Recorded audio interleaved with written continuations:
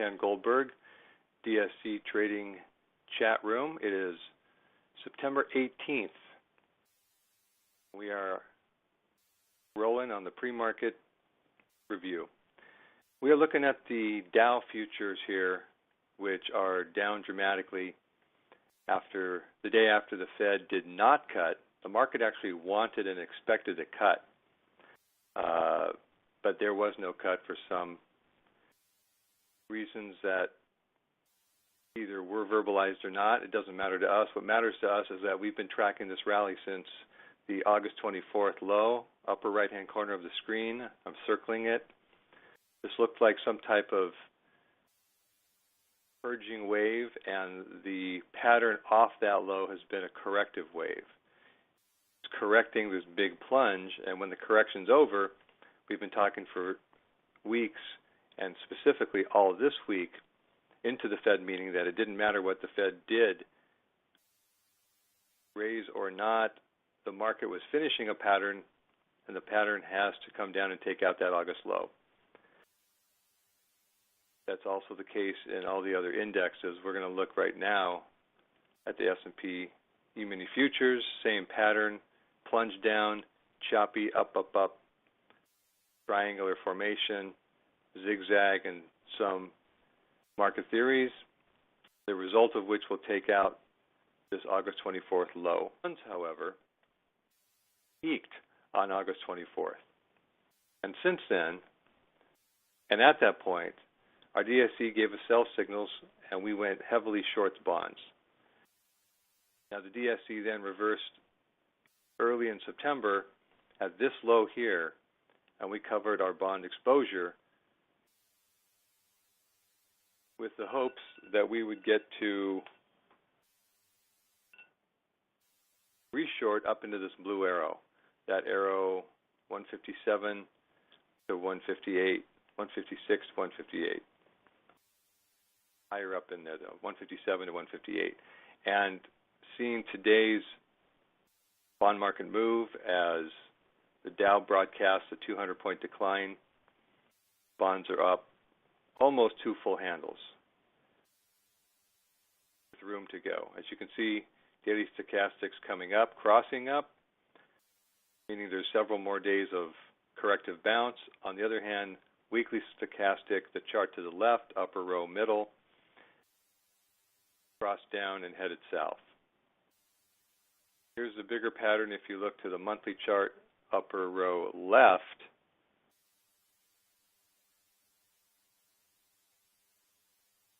This is where bonds are going in the longer term.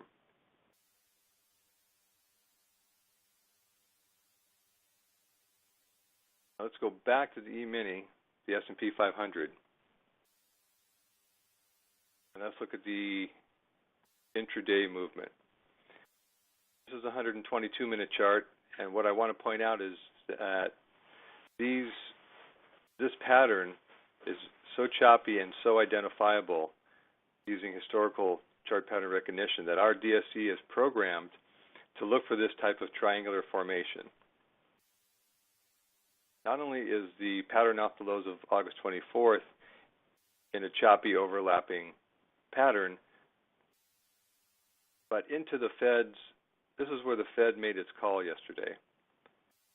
And we said that even if the S&P pulls up and the Dow indices and the other indices pull up higher after the call, even if that were to happen, it would be unlikely for the S&P to finish the day higher. So the Fed declined to raise its rates. Markets were choppy. All of a sudden they ran up in some type of manic finale, and the S&P reached up above 2,000 again, and we said, there was 2 hours before the close, hour and a half before the close, and we said it's unlikely that any stock index would finish positive territory. Within minutes, the S&P and the Dow peaked, and the decline was on, both of which finished Thursday, September 17th, negatively. And here they are, the dramatic down open. Dow's showing down 200, E-mini showing down 25, NASDAQ showing down 50, Russell showing down 11. Put that back down. Let's move back to the interest rate sector. Now, bonds are rising, and we talked about that yesterday as well. And the reason that we're expecting this rise again is that the bond price got oversold. Let's look at the 30-year yield, the inverse of price.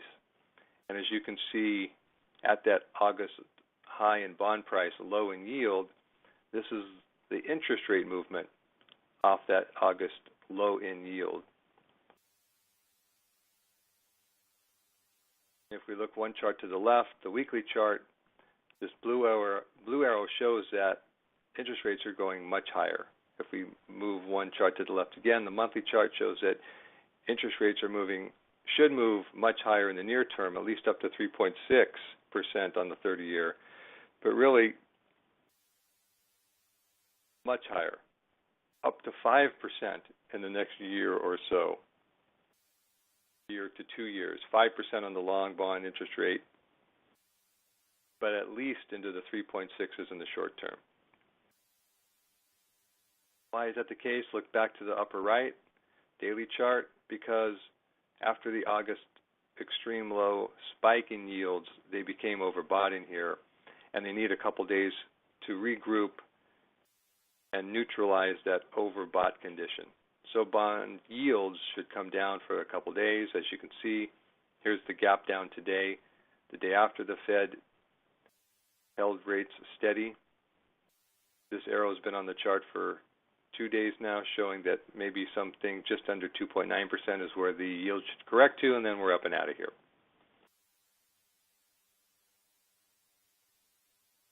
Moving into the energy sector.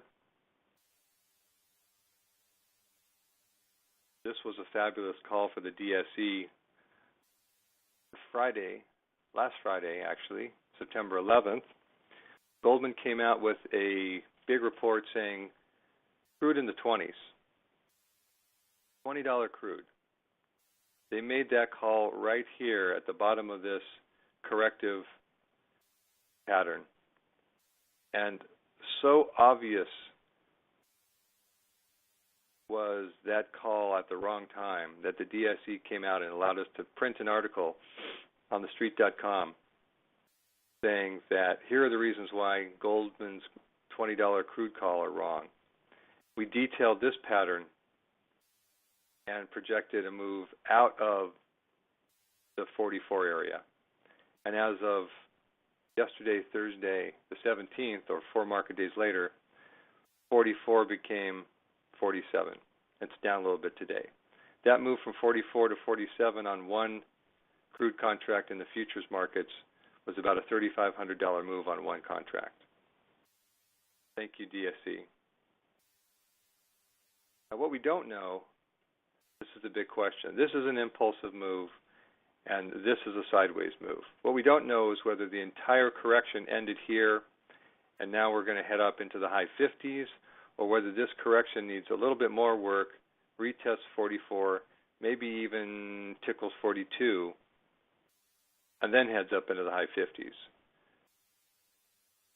Odds are extremely high that this is not going to roll over and take out the 38 extreme that DSE allowed us to narrate the entire decline down from 63 to 40 and give the buy signal here in late August. Odds are extremely high that those lows are going to maintain until at least the high 50s are seen. One chart to the left, the weekly chart, crossed up stochastics out of the green bar below, oversold extreme, crossed up and moving higher. These blue arrows detail where the DSE projects crude should go.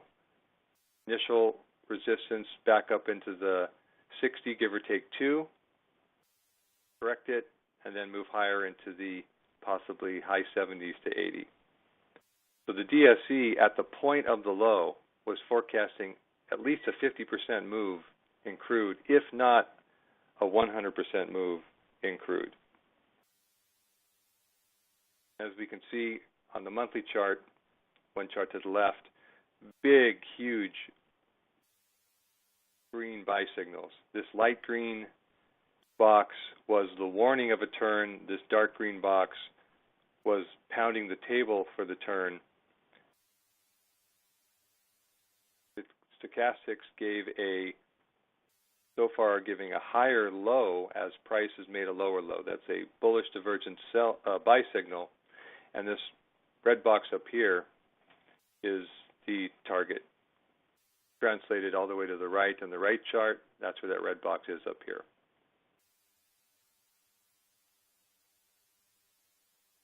Taking a look at the metals complex.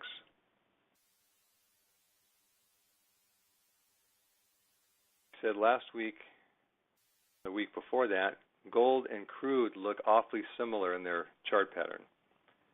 You remember from the last chart, this was crude's pattern up. Crude gave this triangular correction. Crude held this first low and then bounced.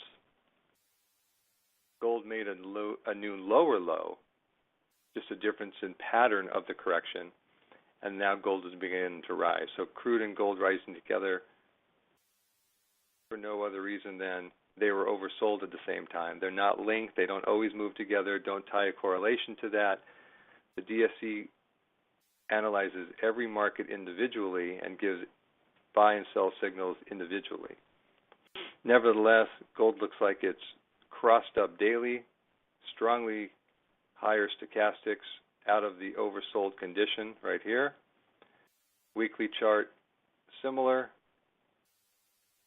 and at least a test of the 1250 area is coming, with probably a test of 13 in the near term, 1300 an ounce.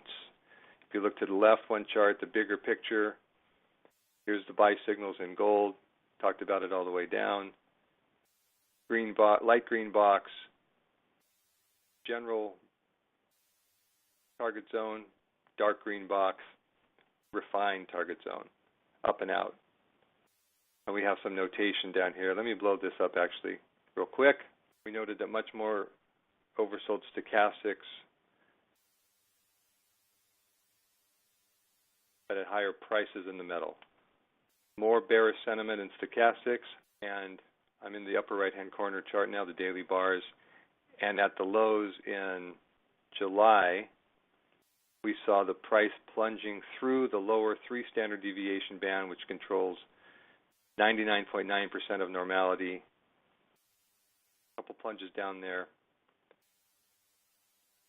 Again, lower low in price, higher low in stochastics, and that gave us our big buy signal back in July for the metals. Silver is similar, slightly different pattern, similar result. Here's the recent low in silver, its rise, its decline, and now joining gold on a new rise. The low in the euro at 1.05, and we didn't know whether that was the big low or whether or not one more low was needed. The rally off that low has been purely corrective, overlapping choppy sideways, which we labeled as an Elliott fourth wave bounce. That projects that the 1.05 in euro must break at least by a tick, but probably a deeper test towards parity, 1.00, and that will be the best buying opportunity in the euro. Big picture dollar chart. Oops, wrong way.